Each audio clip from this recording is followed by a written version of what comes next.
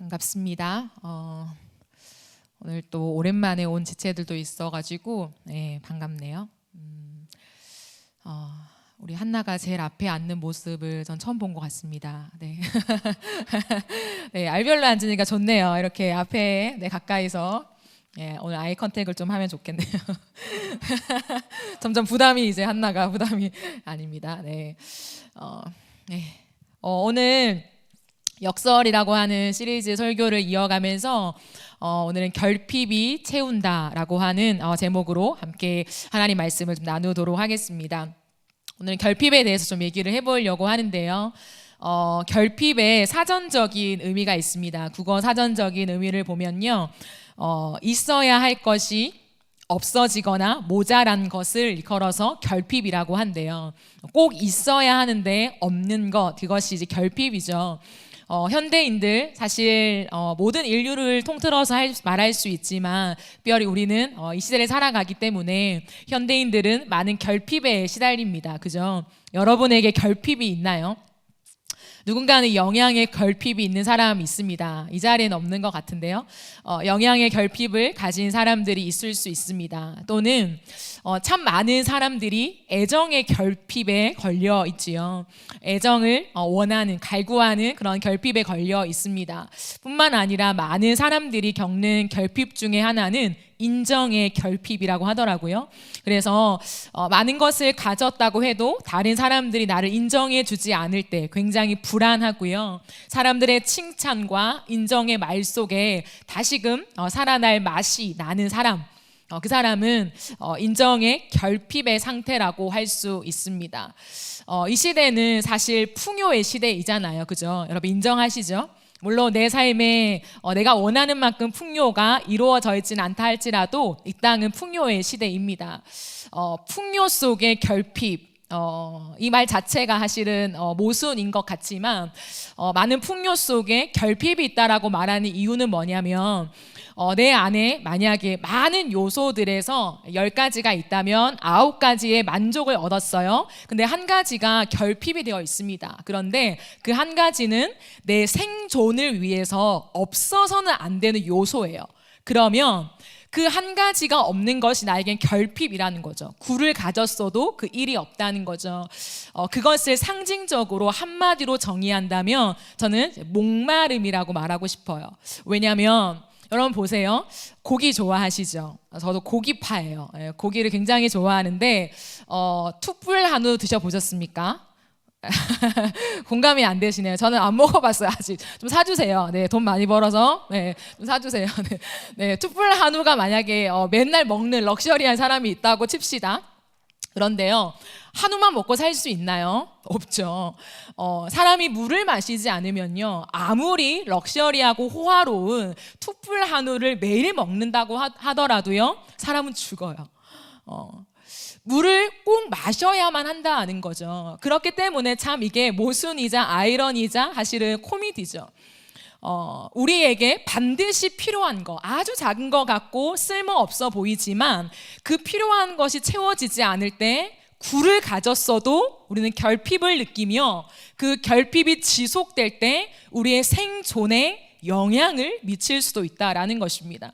그렇기 때문에 제가 오늘 여러분과 함께 나눌 이 결핍이라는 것은 그냥 내가 많은 걸 가졌는데 더 가지고 싶은데 지금 내게 부족한 것, 그것을 결핍이라고 말하고 싶진 않고요. 내게 꼭 필요한 것이 채워지지 않아서 내 생존의 문제에 정말 허덕이는 답답함과 이 문제 해결이 안 되는 그 결핍을 여러분과 함께 나누고 싶은 것입니다. 오늘 본문을 보니까 3절 4절을 보니까요, 예수님께서 유대를 떠나사 다시 갈릴리로 가실 새에 사마리아를 통과하여야 하겠는지라 라고 말하고 있습니다. 예수님이 당시 지냈던 팔레스타인 땅 3도로 이루어져 있습니다. 유대 땅과 그 다음에 중간 지점이 사마리아예요. 그리고 윗지방이 갈릴리입니다. 유대와 사마리아와 갈릴리로 이루어져 있어요. 근데 유대에서 어디로 가신다고요? 갈릴리로 가시는 거예요. 그러면 우리가 생각하건대 유대, 사마리아, 갈릴리니까 유대를 지나서 사마리아를 지나서 갈릴리로 가면 되겠구나 라고 생각할 수 있죠. 그런데요, 당시 사람들은 유대에서 갈릴리로 갈 때 사마리아를 통과하지 않았어요. 그렇기 때문에 오늘 성경을 보면 예수님이 의도적으로 유대를 떠나서 갈릴리로 가실 때에 사마리아를 통과하여야 하겠는지라, 이 말을 영어로 따지면 must 용법입니다. must는 뭡니까? must, 반드시 뭐뭐 해야만 한다라고 하는 의미를 가지고 있죠. 그러니까 반드시 예수님은 사마리아를 통과해야만 한다라고 하는 의도성을 가지고 있다라는 거죠. 그러니까 보세요. 예수님이 지금 사실 어디로 가려고 했습니까? 유대에서 갈릴리로요. 그런데 사마리아를 통과하여야 하겠는지라, 우리의 의미로 받아들이면은 경유지죠. 경유지. 경유지인데요, 사실 예수님의 본 의도는 사마리아 땅이 경유지가 아니라 목적지였다라는 것을 알 수 있습니다. 그렇기 때문에 이것을 다른 말로 한다면 사마리아를 찾아가셨다라고 할 수 있어요. 예수님은 사마리아를 그저 통과하는, 그냥 패스하는 정도의 경유지가 아니라 반드시 나는 사마리아를 찾아가야만 한다라고 하는 의도를 사실 내포하고 있는 구절이라고 할 수 있죠. 그러면 예수님께서 꼭 통과해야만 하는, 당신의 목적지로 삼아야만 하는 이 사마리아 땅은 어떤 땅이었을까라고 했을 때, 아까 제가 잠깐 말씀드린 대로 유대인들은 유대에서 갈릴리로 갈 때요, 사마리아를 지나가지 않았습니다. 왜 지나가지 않았냐면, 한마디로 말하면 유대인들은 사마리아 사람들과 상종하지 않았대요. 그게 9절에 나와 있거든요. 9절 끝에 보면은 유대인은 사마리아인과 상종하지 않았더라라고 되어 있습니다. 왜냐하면 이 사마리아인은요, 쉽게 말하면 이스라엘의 혼혈족이었어요. 제가 만약에 미국 사람이랑 결혼하거나 중국 사람이랑 결혼하면 뭐예요? 제 2세는 혼혈하죠. 마찬가지로 정통 유대인들이 아니라 이 유대인들이 예전에요, 아수르나 수많은 나라의 사람들과 섞여서 그 다음 세대를 낳은 거예요. 그러니까 이 사마리아인들은 사실 전통 유대인들이 아니라 혼혈족으로 이루어져 있습니다. 그래서 정통 유대인들이 봤을 때, 야, 너희는 유대인이 아니야, 너희는 하나님 백성이 아니야, 너희는 피가 더럽혀졌어 라고 하면서 그들을 상종하지 않았어요. 여러분, 혹시 그런 일이 없었으면 좋겠지만, 예를 들어서 여러분이 정말 싫어하는 사람이 있어요. 그런데 어느 날 길을 가다가 우리가 앞을 보고 걸어가잖아요. 근데 저 끝에서 뭔가 내가 싫어하는 사람이 걸어오는 것 같아요. 그러면 여러분 어떻게 하십니까? 경험이 없어 잘 모르겠죠. 근데 저는 제 경험에 빗대어 보면은 진짜 싫어하는 사람이 있으면 돌아가요. 그죠? 물론 무시하고 쌩까고 지나갈 수도 있지만, 진짜 내가 싫어한다라고 했을 때는 그냥 마주치기도 싫어서, 스쳐 지나가는 것도 싫어서 돌아갑니다. 설령 시간이 더 오래 걸리더라도요. 유대인들의 마음이 그러했다는 거죠. 사마리아를 통과하면 되지만 그 땅을 밟는 것조차도 너무너무 싫었어요. 그렇기 때문에 뺑 돌아서 갈릴리로 갔던 그들의 모습들이 있었다라는 것입니다. 그런데 예수님은 그 중간을 통과했다고 했죠. 유대인들, 사마리아인들에게는 갈급함이 있었어요. 어떤 갈급함이냐면, 이러한 많은 환경을 살아가다 보니까 나도 하나님의 백성이야, 우리 사마리아인들도 하나님의 백성이야 라고 하는 그 인정을 받기를 원했어요. 그래서 오늘 말씀을 보아도요, 12절 말씀에도 사실 사마리아인이 예수님께 말할 때 우리의 조상 야곱이 준 우물이 여기 있습니다 라고 말해요. 그러니까 자신들의 조상이 야곱이다, 우리도 하나님 백성이다 라고 하는 것을 늘 말하고 다녔다라는 거죠. 유대인들이 인정하지 않았지만요. 그리고 하나 더 있어요. 그건 뭐냐면, 사마리아인들도 예배를 드렸어요. 어디에서 들었냐면, 이 사마리아 땅에 그리심산이 있었어요. 거기서 모여서 예배를 드린 거예요. 근데 유대인들은 그것을 인정하지 않았어요. 유대 땅에 있는 예루살렘 성전에서만 드리는 예배가 참 예배다, 하나님 받으시는 예배다라고 하면서 사마리아인들이 그리심산에서 드리고 있는 예배는 하나님 받지 않는, 그거는 예배가 아니야 라고 그들을 멸시했다는 거예요. 그래서 그들이 하나님의 백성인 것도, 또 그들의 예배도 멸시하면서 그들을 굉장히 걷어냈던, 그러한 환대를 받았던 사람들이었다는 거죠. 그러니까 굉장히 멸시를 받는 그들의 입장에서는 언제나 우리도 하나님 백성인데, 우리의 예배도 하나님 받으실 텐데 라고 하는 그런 어떤 목마름, 하나님이 오셔서 너희 예배도 진짜 예배야 라고 하는 그 한마디를 참 듣고 싶어 했던 사람들이 사마리아인들이었다는 것입니다.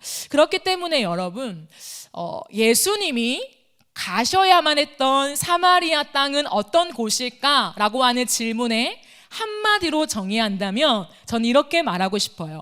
사마리아는 결핍의 땅이었다라고요. 사마리아 여인만 결핍의 여인이 아니었어요. 오늘 우리가 찬양을 불렀지만요, 이 찬양이 굉장히 유명해요. 물론 모르는 지체들도 있을 수 있겠지만 참 유명합니다. 그렇기 때문에 이 사마리아 여인 한 사람에게만 우리는 우리의 시선을 맞추는 경향이 참 많아요. 그러나 성경은 물론 이 한 여인에게 다가오시고, 앞으로도 제가 설명할 때에 그 얘기들을 하겠지만, 예수님이 진짜 말하고 싶은 건 뭐냐면 이 사마리아 땅 전체예요. 그렇기 때문에 이 사마리아 땅은 결핍의 땅이었다라고 할 수 있습니다. 근데 참 신기한 게 있어요. 예수님께서 이 결핍의 땅을 의도적으로 찾아갔다고 말씀을 드렸죠. 예수님이 찾아갔어요. 그런데요, 예수님이 찾아가셨을 때, 결핍의 땅에 도착하셨을 때에 예수님의 모습이 어떠했는 줄 알아요? 다시 한번요. 예수님이 결핍의 땅을 찾아갔잖아요. 근데 거기 도착하세요. 도착하셨을 때에 예수님의 모습이 어떠했냐면 결핍의 모습이었어요. 한번 확인을 해볼까요? 6절을 보면요, 거기 또 야곱의 우물이 있더라. 예수께서 길 가시다가 어떻게 해요? 피곤하여 우물 곁에 그대로 앉으시니라고 되어 있지요. 예수님께서 피곤했다라는 것입니다. 우물 곁에 그대로 앉으시니라는 말을 조금 더 쉽게 설명한다면 털썩 주저앉는 거예요. 우리 지체 중에 등산 좋아하는 사람들이 있다고 들었습니다. 등산을 하면요, 목적지가 있죠. 목적지를 향해서 꾸역꾸역 걸어가요. 그죠? 왜? 등산은 중간에 쉬면 망하잖아요. 열심히 걸어갑니다. 그 목적지에 딱 도달하잖아요. 그럴 때 털썩 주저앉죠. 그 마음이 뭡니까? 와, 도착했다 이거죠. 지친 몸을 이제 확 풀면서 도착했다 이거예요. 똑같은 표현입니다. 예수님이 먼 길을 걸어오시면서, 사마리아가 바로 앞 동네 아니거든요. 먼 길을 걸어오시면서 이제 도착했기 때문에 털썩 주저앉아서 자신의 지친 몸을 쉬어준 것입니다. 이어서 7절 말씀을 보면요, 예수님께서 한 사람을 만나서 뭐라고 하시냐면 물을 좀 달라라고 하세요. 물을 좀 달라. 목마르다는 거죠. 그리고 제자들은 이제 배가 고파서 먹을 것을 사러 간 상황입니다. 즉 정리를 해보면 예수님은 지금 결핍의 땅에 오셨습니다. 일부러 찾아오셨어요. 결핍 있는 사람한테 갔을 때는 조금 제대로 된 옷을 입고 좀 배도 채우시고 목도 좀 축이시고 좀 젠틀한 모습으로 와야 맞는 모습이지만, 예수님이 지금 결핍의 땅에 도착하신 모습은 당신도 육체적인 결핍을 보여주고 있는 장면이라는 것입니다. 굉장히 피곤하고 배도 고프고 목도 말라서 빨리 자신의 목을 축이고 싶은 결핍의 상태였다라는 것입니다. 왜 그랬을까요? 이 땅을 살아가는 인생을 우리가 대할 때요, 피곤함과 목마름이 없는 사람은 고단한 인생을 향해서 이해할 수가 없습니다. 목마르고 피곤해 보아야 고단한 인생이 얼마나 힘든가에 대한 가슴으로 와닿는 이해가 있다라는 거죠. 예수님이 결핍의 땅을 찾아오시면서 자신이 몰랐을까요? 그 거리를 계산하면서 다 아셨어요. 그러나 마지막 그 거리에 굉장히 결핍의 육체적인 모습을 가지고 당도할 의도를 갖고 온 것은 그 여인 앞에서 나도 참 많이 피곤하단다.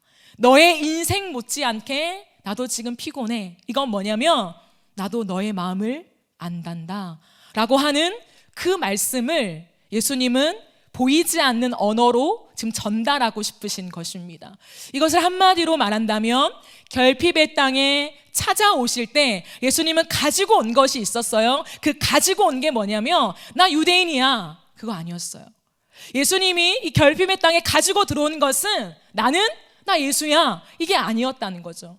예수님이 결핍의 땅에 가지고 오신 한 가지, 그것은 성육신의 사랑이었다라는 것입니다.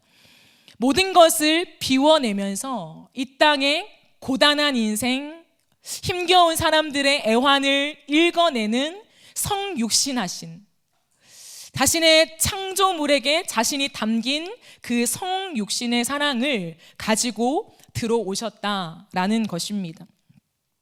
그 사랑의 첫 번째 수혜자가 바로 이 결핍의 땅을 대표하는 인물, 그것이 인생의 타는 목마름을 가진 사마리아에 있던 한 여인이었습니다. 참 독특한 것은 예수님은 이 여인과 우물에서 만나서 물에 대한 얘기를 하고 있다라는 거죠. 그것은 단순히 나도 지금 목이 목마르고 너도 목마르니까 겉으로 보이는 목마름을 얘기하고 싶은 것이 아니라요, 그 우물이라는 마시는 물을 얘기하는 대화에서 시작해서 결국에는 내면의 목마름, 우리의 영의 목마름에 대한 주제로 예수님은 아주 자연스럽게 전환시키시면서 그 여인의 내면에 있는 것을 들여다보게 하신다라는 거죠. 그렇기 때문에 참 재미있는 것은 오늘의 이 장면을 봤을 때의 첫 장면, 예수님의 모습도 그 여인의 모습도 마주하고 있는 모습도 다 결핍처럼 보여요. 결핍을 설정하고 있습니다. 그러나 그 대화 속에, 대화가 무어디간데 그 대화를 이어가는 끝에는 결핍이 완전히 채워지는 것을 확인할 수 있다라는 거죠. 그러면 과연 이 겉으로 보이게 목마름 뿐만 아니라 인생의 타는 목마름을 가지고 헤매었던 사람이 어떻게 해서 이 짧은 대화 속에서 이 모든 목마름이 해결되어지고 채움받는 기적 같은 은혜를 경험했을까라고 했을 때 저는 오늘 두 가지를 함께 나누고 싶습니다. 첫 번째는 무엇이냐면요, 눈을 마주치며 대화하다입니다. 우리는 이 땅을 살아가면서 많은 중요한 것들이 있잖아요, 그죠? 근데 저는 사람에게 있어서 어쩌면 가장 중요한 거, 전 눈이라고 생각해요. 우리는 이러한 어떤 얘기가 있죠. 눈도 마주치기 싫어, 이런 얘기가 있습니다. 그런 얘기가 나올 만큼 눈이라고 하는 것은요, 사람과의 인격적인 대면을 상징하는 표현이에요. 난 너랑 눈도 마주치기 싫어, 이건 뭐예요? 난 너랑 상종하기 싫어, 이거죠. 사람과 사람이 만나서 눈을 마주 본다는 것은 인격적인 대우입니다. 사마리아 여인은요, 인격적인 대우를 받아본 적이 없어요. 누구로부터? 유대인으로부터. 뿐만 아니라 추측하건대 함께 살아가는 그 사마리아, 그 땅도 결핍이었지만 그 땅에 사는 사람들로부터도 외면을 당한 여인이었다고 할 수 있지요. 그런데 예수님께서 그 여인과 눈빛을 마주하며 얘기를 하고 있다는 거예요. 이거는 우리에게는 그저 그렇게 많이 와닿는 얘기가 아닐 수 있지만 이 당시를 살아가는 사람들한테는 굉장히 큰 것이었습니다. 개처럼 취급받았던 한 여인을 유대인 남자가 똑바로 쳐다본다 하는 것은 놀라운 일이었거든요. 예수님은 이 여인의 눈을 똑바로 쳐다보시면서 대화를 이어가셨다라는 것입니다. 그런데 이 대화 속에 물론 오늘 우리가 읽은 본문에 나와 있지 않지만 예수님과 이 여인이 대화하시면서 끄집어낸 질문이 뭐냐면 네 남편을 데려오라 라고 하는 거였죠. 근데 이 여인은요, 참 신기해요. 이 남편을 데려오라고 했을 때 왜인지는 모르겠지만 솔직하게 얘기합니다. 저는 남편이 없습니다 라고요. 이 대화 속에, 예수님과 이 여인의 대화 속에 우리가 추측할 수 있는 것은 무엇이냐면, 이 여인에게는 5명의 남편이 있었대요. 5명의 남편이 있고 지금 또 같이 살고 있는 한 명의 남자가 있긴 하지만 남편이 아니라고 얘기합니다. 이것으로 추측해 보건대 이 여인에게는 끝없이 사람, 남자, 의지할 어떤 대상에 대한 결핍을 가지고 있었다라고 할 수 있지요. 그러나 지금도 참된 만족을 얻지 못하는 상황 속에서 예수님과 마주하고 있는 것입니다. 근데 눈빛을 마주하며 대화했다라는 것은 무엇이냐면, 물론 육의 눈을 마주했다라는 표현도 되지만 그 안에는 인격적인 교감, 즉 그 여인에 있는 내면에 대한 것들을 끄집어내서 대화하고 있었다라는 것입니다. 여러분, 우리가 누군가랑 인격적으로 대화를 할 때, 대화를 이어가면 이어갈수록 마음이 열리고요. 마음이 열린다는 것은 무엇입니까? 나의 속마음을 얘기한다는 거죠. 누군가한테 속마음을 얘기한다. 남에게 하지 못할 내 가정의 얘기, 내 마음의 얘기, 내 과거의 얘기, 내 현재의 상처를 얘기한다라는 것은요, 내가 당신을 신뢰한다라는 표현이지요. 이 여인은 예수님과의 만남 속에서 겉으로 지금 물의 대화를 오고 가는 것으로 끝나는 것이 아니라 대화가 깊어지고 있어요. 왜요? 예수님의 눈빛 때문에요. 자신을 인격적으로 대화하는 그 예수의 눈빛 앞에서 자신의 있는 내면의 상처를 꺼내놓기 시작합니다. 저에게는 남편이 없어요. 이 한마디 대답에 모든 것이 다 포함되어 있는 거죠. 인생의 결핍과 인생의 목마름이 담겨 있는 예수님께 표현하는 그러한 말이었습니다. 이 여인은 예수님을 만나면서 자신 안에 숨겨두었던 상처를 꺼내면서 예수님과의 대화 속에 치유를 받고 있는 장면이라는 것입니다. 사람과 대화할 때도 내 마음을 꺼내놓고 누군가와 대화할 때요, 너의 마음이 그랬어. 너가 그런 상처가 있었어. 진짜 힘들었겠다. 진짜 외로웠겠다. 어떻게 견뎠니? 라고 말하면 내 마음이 싹 녹아지잖아요. 근데 내 앞에 있는 분이 예수라는 거죠. 그 예수님께서 내가 미주알 고주알 다 얘기하지 않았지만 이미 나의 모든 삶을 알고 계신 듯한 느낌을 받은 것입니다. 그래서 자신 안에 있는 모든 과거를 얘기하면서 예수님이 그 마음을 무언가 만지시는 것을 느껴버린 것입니다. 그 안에서 이 여인은 이상한 것을 경험했어요. 그게 뭐냐면 내 마음이 채워지는 것을 경험했다는 거죠. 겉으로 보이기에는 아무 일도 일어난 게 없어요. 그저 한 유대인과 대화할 뿐입니다. 우물 앞에서요. 근데 놀라운 것은 그 대상과 얘기하는 것 속에서 이 결핍투성이었던 마음에 무언가 채워짐을 자꾸만 경험하면서 이 마음속에 자신감이 생긴 거죠. 여러분, 신앙이 뭔지 아십니까? 사실 신앙은요, 비밀이에요. 비밀은 뭡니까? 나만 아는 거죠. 설명을 합니다. 여러 가지 내가 표현할 수 있는 많은 것들을 통해 설명을 해요. 그러나 진짜 신앙이라는 것은 다 설명할 수 없는 내가 경험되어진 무언가, 그것을 신앙이라고 하거든요. 이 여인처럼 우리에게도 그런 경험이 있는가를 돌아보아야 합니다. 뭐라고 딱 시원하게 누군가한테 설명할 수는 없지만 하나님을 만나면서 내 안에 내가 채울 수 없는 무언가 구멍난 내 마음을 채움받고 있는 듯한 그런 느낌을 경험해 보신 적이 있으십니까? 예수님은 오늘 대화를 통해서 이 여인에게 예수님만 채울 수 있는 이상한 경험을 하게 하신 것입니다. 그러므로 우리가 여기서 한 가지 기억해 보아야 할 것은 뭐냐면 예수님과 눈빛을 마주해야 한다는 것입니다. 여러분의 삶 속에 예수님과 눈빛을 마주하고 있습니까? 여러분의 삶 속에 여러분의 내면을 꺼내어서 여러분의 상처를 사람이 아니라 하나님 앞에 가지고 나아가서 하나님, 내 마음이 이래요 라고 여러분이 미주알 고주알 얘기하며 주님과 대화하는 그 시간들이 있으십니까? 그 시간들이 있을 때에 이 비밀스러운 신앙의 체험을 할 수 있는 것입니다. 지금은 내가 상처받아서 이거 말하고 싶지 않아요. 하나님 내 눈앞에 보이지 않으니까 저는 내 마음속에 있는 이 많은 아픔과 목마름을 얘기하고 싶지 않아요 라고 한다면 이 여인과 같은 경험을 할 수 없어요. 하지만 오늘도 이 얘기를 들으면서 나도 예수님과 눈빛을 마주하며 내 얘기를 털어놓고 싶다 하는 마음이 들면서 주님 앞에 나와서 하나님, 제 마음이 이래요.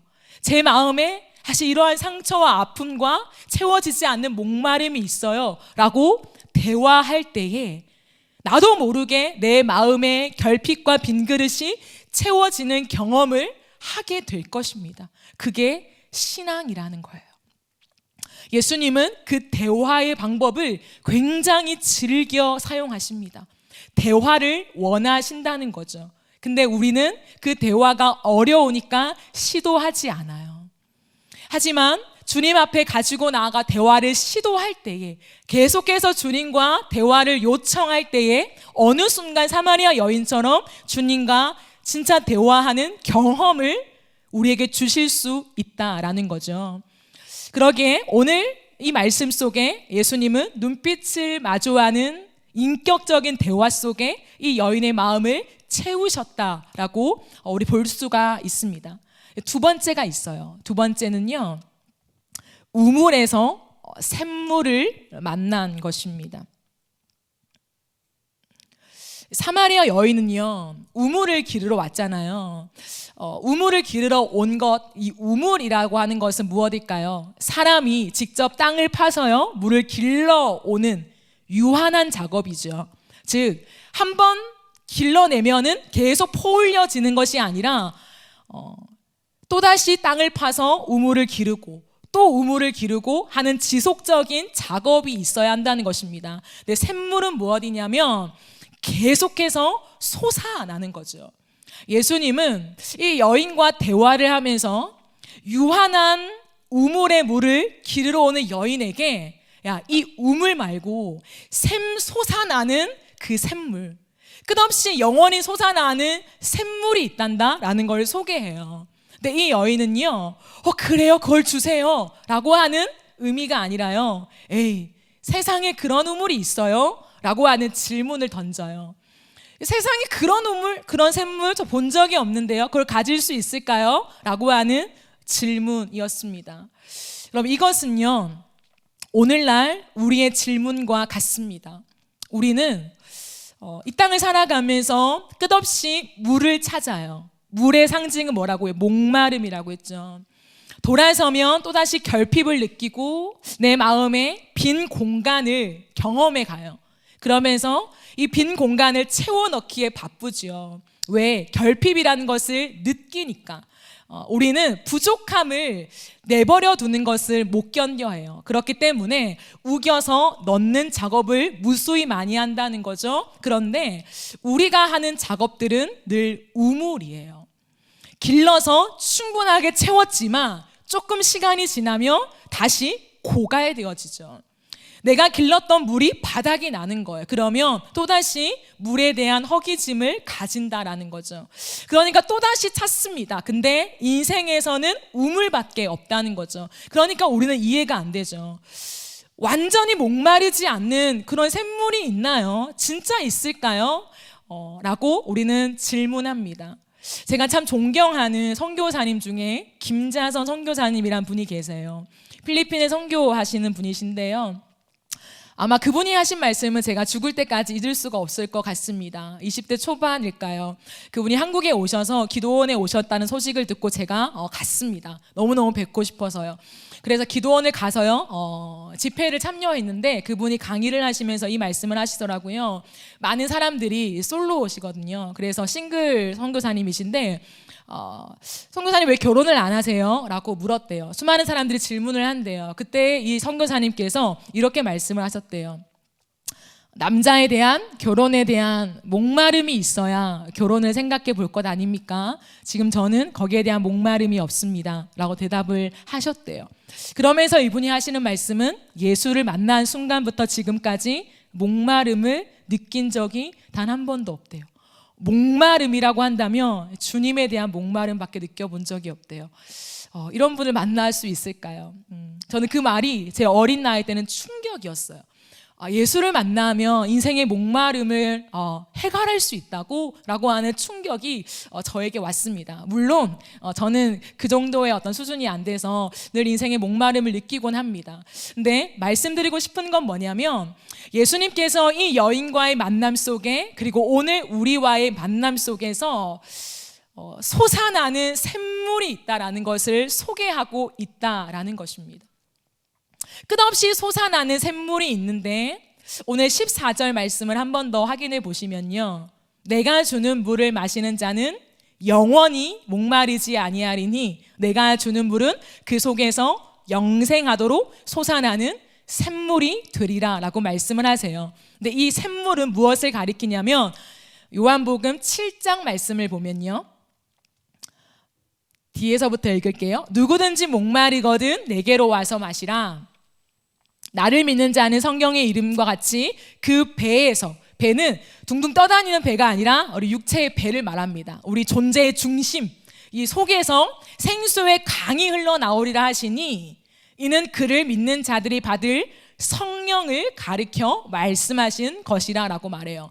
즉 예수님이 솟아나는 샘물이 될 것이다 라고 말하는 거는 성령님을 가르쳐 지금 말하고 있다라는 거예요.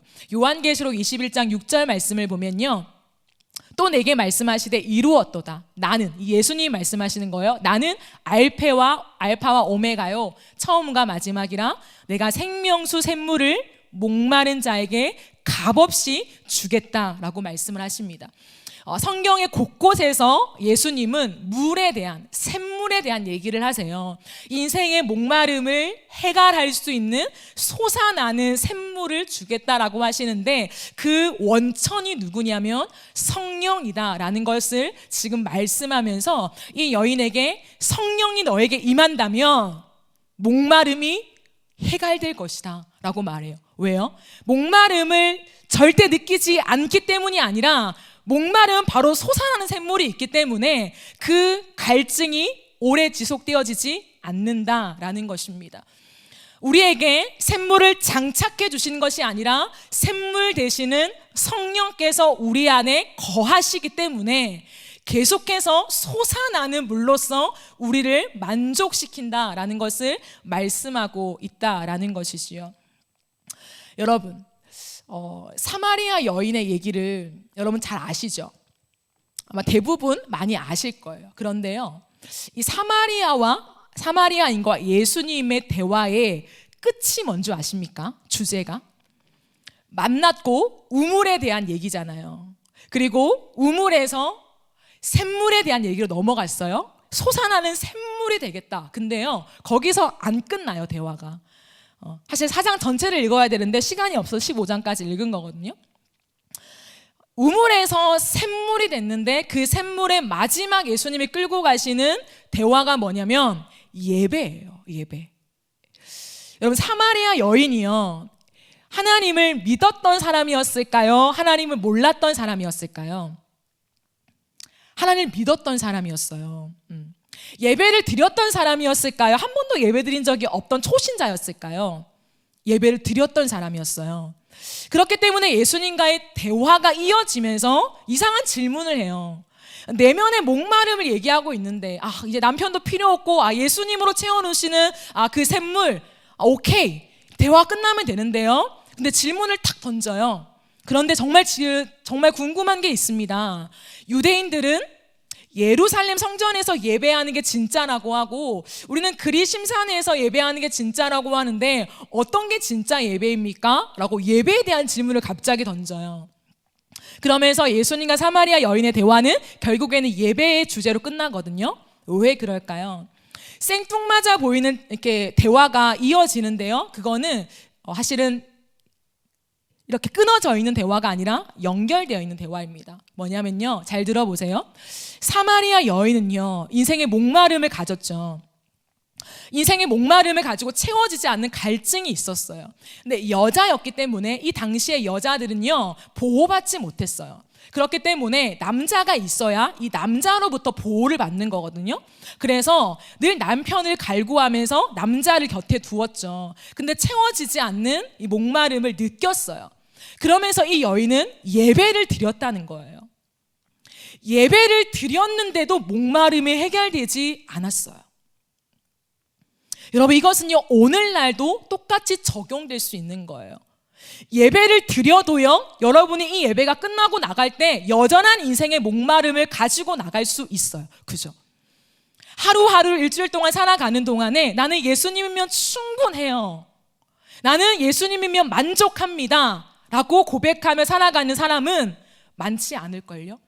오히려 인생의 목마름을 그대로 가지고 그대로 가서 또 일주일 동안 세상의 많은 것들 속에 내 목마름을 채우려고 시도하는 사람이 훨씬 더 많을 수도 있어요. 왜 그럴까요? 그것은요, 사마리아 여인과 이 당시를 살아가는 사람들의 생각 속에 예배라는 것, 내 목마름을 해결한다는 것이 겉으로 보이는 요소에 두었기 때문이에요. 겉으로 보일 때 예루살렘 성전이냐 그리심산이냐, 우리가 유대인이냐 사마리아인이냐, 내가 지금 남편이 있냐 남편이 없냐, 오늘날로 말하면 내가 돈이 있냐 없냐, 예배에 출석했냐 아니냐, 거기에 자꾸만 내 목마름이 채워질거나 아니면 채워지지 않는 중심에 둔다라는 것이죠. 그게 아니라는 거예요. 예수님은 지금 진짜 말씀하고 싶은 것은 그저 소외되고 가난하고 보호받지 못한 사마리아인이라고 하는 한 여인에게 다가오셔서 그냥 그 여인의 내면의 아픔을 치유하고 만져주고, 내가 너의 마음을 알아, 괜찮아, 이제 힘내, 나와 함께 걸어가자, 단순히 그 말씀을 하고 싶은 게 아니에요. 사마리아인 이 여자를 넘어서서요, 이 사마리아 땅의 팽배한, 어쩌면 조금 죄송합니다, 왜냐하면 내용이 방대하기 때문에, 그러나 말씀을 드려야 하기 때문에 말씀을 드리면요, 사마리아 땅뿐만 아니라 요한복음 3장에 보면 니고데모가 나와요. 유대인이에요. 유대인이라고 할지라도 목마름을 갖고 예수님께 찾아왔거든요. 이것은 이 땅 전체를 말해요. 이 땅은 결핍된 땅이라는 거예요. 어떤 특정한 사마리아 여인, 아니면 사마리아 땅, 조금 더 나아가서 유대인, 이게 아니라요, 이 온 땅은 결핍의 땅이다 라고 예수님 말씀하고 싶으신 거예요. 그걸 확인시켜 주고 싶으신 것입니다. 그런데요, 그 목마름을 어떻게 해결하느냐, 인생의 그 무엇도 아니고 종교적인 그 외형적인 요소도 아니라 성령이 있어야 된다는 걸 말해요. 예수님이 진짜 요한복음에서 말하고 싶은 게 뭐냐면 성령이었어요. 요한복음의 주제는 나머지 복음서랑 완전히 다르다고 했죠. 90%가. 요한복음은 이 땅에서 무언가가 생겨나서 우리를 채우는 것이 아니라 하늘에서 우리 안에 주어지는 것을 말하고 싶은 거예요. 그게 성육신으로 출발되었죠. 그게 성령이라는 거예요. 우리 안에 곤고하고 목마르고 늘 체험받지 못하는 결핍을 가졌는데, 이것을 채워야만 해요. 인생은 결핍을 놔도 이게 아니에요. 결핍은 채워야 돼요. 왜? 우리의 생존과 관계가 있는 거예요. 근데요, 이 결핍을 채우는 것은 이 땅에 있는 무엇이 아니라 하늘에서부터 주어지는 하나님의 선물로만 인생의 목마름 채울 수 있다. 그것은 성령이다 라고 예수님을 소개하고 싶으신 것입니다. 그러므로 이 말하는 거예요. 예루살렘 성전에서 예배 드린다고 나 받지 않아. 그리심산에서 드린다고 예배 나 받는 거 아니야. 안 받는 것도 아니야. 이게 아니라 오늘도 영과 진리, 즉 성령으로 드려가는 예배가 있을 때에 나는 그 예배를 받아. 그리고 하나님이 받으시는 예배의 결과물이 뭐냐면 우리의 목마름을 채워준다는 거예요. 생수의 강이 넘친다라는 것입니다. 이것은 에스겔에 예언되어 있던 거예요. 에스겔 47장을 보면 에스겔의 환상을 봅니다. 어떤 환상을 보냐면 이렇게 강대상 있죠. 상징입니다. 이 중심에서부터 하나님의 말씀이 선포되어지는 중심에서부터 강이 흘러가요. 물이 흘러갑니다. 그런데 에스겔 선지자의 발에 닿아요. 무릎에 닿아요. 조금 있으니까 허리에 닿아요. 그리고는 다 덮어버리는 거예요. 온 강물이 모든 사람을 덮어서요, 그 강물 안에 있는 모든 재료와 모든 사람들이 살아나는 것을 환상으로 보는 것입니다. 이것은 예수님이 회복하고 싶은 예배의 모습인 것입니다. 사람은 어떻게 살아나느냐, 인생의 결핍과 목마름을 가진 사람들이 어떻게 체험받으며 만족하는가, 딱 한 가지예요. 예배입니다. 근데 그 예배는 2시에 이 곳에서 본당에서 드려지는 청년부 예배, 한 40분의 설교를 들으며 그 목마름을 해결할 수 있어요가 아니라, 성령을 가지고 성령으로 예배를 드리는 자에게는 하나님의 생명수가 가득하게 되어서 우리의 영이 살아날 수밖에 없다. 그것이 진짜 예배다라는 것을 예수님은 이 사마리아 여인을 통해서 말씀하고 싶으신 것입니다. 그러므로 이 4장의 사마리아인과의 대화는 사마리아인을 넘어서 나중에 이 여인을 통해서 사마리아 동네까지 들어가서 복음화되지요. 사마리아 동네뿐만 아니라 오늘 저와 여러분에게도 적용되어지는 복음의 메시지라는 것입니다. 사랑하는 여러분, 우리에게 예배가 생명입니다 라는 말이 들려지죠. 여러분에게 예배가 진짜 생명입니까? 여러분이 정말 세상에 나아가서 화려한 것, 여러분의 마음을 채울 수 있는 것, 여러분의 삶을 안정적으로 걸어갈 수 있는 것, 많은 팁을 얻어요. 그죠? 이거 하면 돼, 저거 하면 돼, 이렇게 쌓아가면 너의 삶이 좀 괜찮아질 거야. 근데요, 그 모든 것을 걷어내고 하나님의 말씀대로만 살아갈 수 있는, 야, 나는 진짜를 만났어, 나는 생명을 만났어, 그거 없이도 나는 살아갈 수 있어 라고 말할 만큼 여러분에게 채워지는 그 은혜를 경험하고 있으세요? 왜 그리스도인들이 약하고 왜 그리스도인들이 이 땅을 살아갈 때 참 많이 흔들릴까요? 그거는 예배가 생명이 되어야 되는데 예배가 생명이 되어 있지 않기 때문이죠. 그것은 구조적인 문제가 아니에요. 물론 우리 교회도 부족하고 이 땅에 있는 많은 교회들의 부족함이 있겠죠. 예배를 드리는 과정 속에, 시간을 측정하는 것 속에 여러 가지 제약이 있을 수 있습니다. 그러나 오늘 예수님은 그것이 본질적인 문제가 아니라고 해요. 우리 안에 그리스도인으로 살아가면서 늘 약하고 늘 넘어지고 이 땅을 살아가는데 끝없이 목마름을 느껴서 세상을 기웃거릴 수밖에 없는 그리스도인으로 살아가는 그 중심에는 뭐가 있냐면 우리의 예배가 무너져 있기 때문이에요. 그 예배의 중심에는 성령이 없기 때문이라고 지적하고 있는 것이에요. 우리가 예배를 드릴 때요, 여러분은 제 말을 귀로 듣지요. 육신의 귀로 듣지요. 그런데 여러분의 영을 살리는 것은 여러분의 영적인 귀로 들려야 영이 살아나요. 아, 전도사님 오늘 결핍에 대한 얘기를 하는구나, 아, 사마리아 여인에 대한 얘기를 하는구나, 귀로 듣잖아요.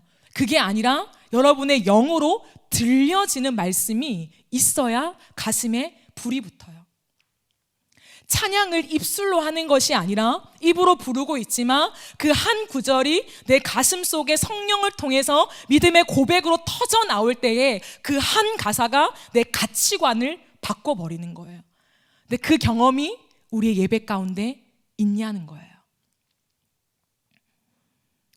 우리는 이 일주일에 한 번 들어가는 이 예배 가운데 하나님의 충분한 임재를 느껴야 혼자서 드리는 일주일간의 예배에 승리할 수 있어요. 왜 주일 예배 하냐면 여기에 무언가 거창한 비밀이 담겨 있기 때문이 아니라 이 곳에서 함께 동역자들과 들어가는 예배 속에 하나님이 위로부터 부으시는 충만한 임재를 느껴야 이제 혼자 걸어가는 그 고독한 시간 속에서도 내가 주님과의 관계를 놓지 않고 예배자로 살아갈 수 있게 된다라는 것입니다. 그러기에 이 주일 예배 가운데 여러분이 준비하며 기도로 나아가야 돼요. 우리의 결핍은 예배에서 결정됩니다.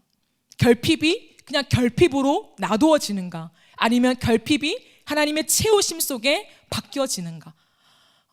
여러분 주일 예배의 소중함을 가지고 기도하십니까?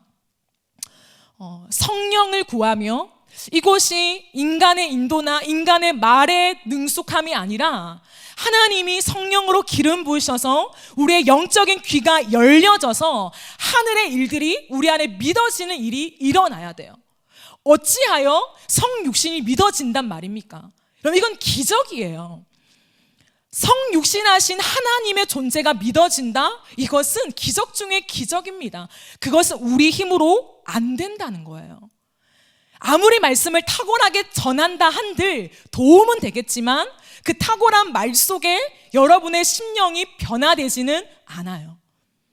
어눌한 말이 전달될지라도 성령이 임하시면 여러분 안에 믿어지는 역사가 임한다는 것입니다. 근데 우리는 그 강연 듣듯이, 설교자도 강연하듯이, 듣는 자도 강연을 듣듯이, 그냥 인간 대 인간으로 만나서 찬양하고 설교를 들으니 성령이 없으니 끝없이 예배가 쌓이지만 내 신앙은 변화가 없는 것입니다.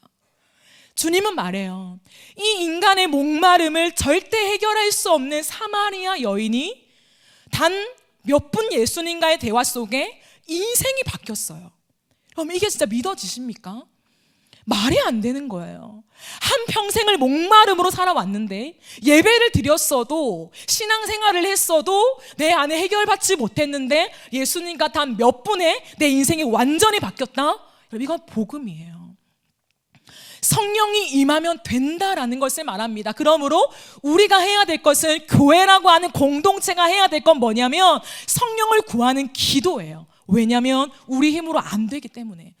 예수 믿는 게 내 힘으로 되나요? 하나님의 기적적인 성경의 역사가 믿어지는 게 내 이론으로 되나요? 안 돼요.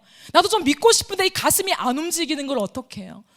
나도 하나님 앞에 손 들고 찬양하고 싶은데 손이 안 올라가는 걸 어떻게 해요? 그건 나의 영역이 아닙니다. 그러나 내가 기도할 수 있다는 거예요. 성령이여 임하여 주세요. 하나님, 나 같은 죄악 속에, 목마름 속에 허덕거리며 인생의 목마름을 해결할 방법을 찾고 찾는 하나님, 비천한 사마리아 여인 같은 나에게 찾아오셔서 성령을 선물로 부어주세요. 내 안에 샘솟는 그 생명수가 터지게 해주세요. 하나님, 예수를 만나는 기쁨과 만족과 꿈이 무엇인가를 경험하게 해주세요 라고 하는 갈망이 우리 안에 필요하다라는 것입니다. 사랑하는 여러분, 잘 생각해 보세요. 오늘 말씀을 정리하면서 여러분 안에 분명한 결핍이 있을 거예요. 정도의 차이, 요소의 차이, 영역의 차이가 다 있겠지만 그럼에도 불구하고 여러분은 오늘도 결핍이 있어요. 인생은 끝없이 결핍이 있습니다. 근데 그 결핍을 어떻게 채워가느냐, 세상의 많은 것들로 채워가는 우리의 걸음이 지속된다면 끝없이 우물을 찾는 여인의 모습으로 우리의 인생은 끝날 것입니다. 늘 우물을 찾아요. 그러나 예수를 만나고 우리 안에 성령이 임해서 내 결핍을 채우시는, 이 내 마음을 채워가는 하나님의 그 무언가를 경험하는 사람들은 삶이 완전히 달라진다는 거죠. 이 결핍 속에 헤매이는 것이 아니라 또다시 예수로 채우고 그 성령으로 채우면서 펌프질 하시는 성령의 생명력 속에 우리는 이 땅 가운데 내가 살 뿐만 아니라 만나는 사람들을 살리는 사람들이 된다라는 것입니다.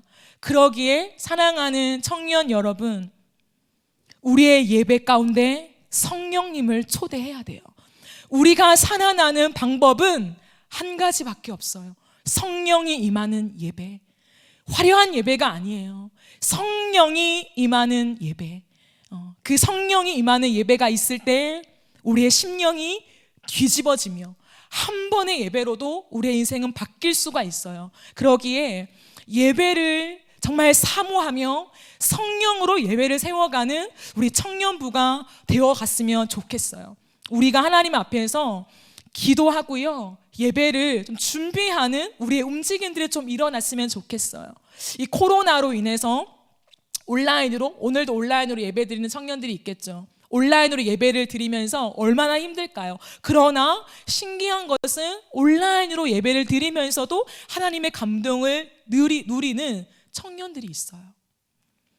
다니엘 캠프 때도 제가 듣기로는 골방에 혼자 집 방 안에서 예배를 드리면서도 울면서 말씀을 듣고 기도했다라는 청년들이 있었어요. 그러기에 우리가 상황과 환경이 아니라 성령이 임하는, 내 마음의 상처가 문제가 아니에요. 내 마음의 벽이 허물어지냐 안 허물어지냐 이게 문제가 아니라요, 성령이 임하면 나도 모르게 상처가 치유되고 벽이 허물어지고 내 안의 체험을 경험하고 있는 거예요. 그게 사마리아 여인의 모습이었습니다. 대화의 끝에 보니 마음이 채워져 있었습니다. 고민 상담 한 거 아니에요. 대화 속에 풀려지고 바뀌어져서 완전히 바뀐 변화된 인생의 길을 걸어가게 된 것이죠. 여러분의 인생을 돌아보며 고민해 보십시오. 어떤 목마름이 있으십니까? 어떤 결핍을 갖고 있습니까? 그리고 그 결핍을 여러분 어떻게 해결하려고 세상 속을 헤매이고 있습니까? 성령이 아니면 끝없는 헤매임의 연속일 것입니다. 그러기에 성령을 붙잡으며 그 예수 그리스도가 우리 안에 샘물로 오셔서 영원히 마르지 않는 그 생수의 강으로 우리를 적시실 뿐만 아니라 우리 공동체 예배가 그 샘물을 경험하는 그 현장, 하나님의 임재 현장이 되어서 목마른 자들이 정말 값없이 돈 없이 와서 그 포도주와 젖을 사는 하나님의 양식을 얻어 먹으면서 다시금 인생의 의미를 발견하게 되는, 우리의 인생이 역전되어지는 그러한 은혜가 저와 여러분의 인생과 우리 예배 가운데 있기를 예수님의 이름으로 축복합니다. 축복합니다. 아멘. 우리 이 시간 함께 찬양하겠습니다.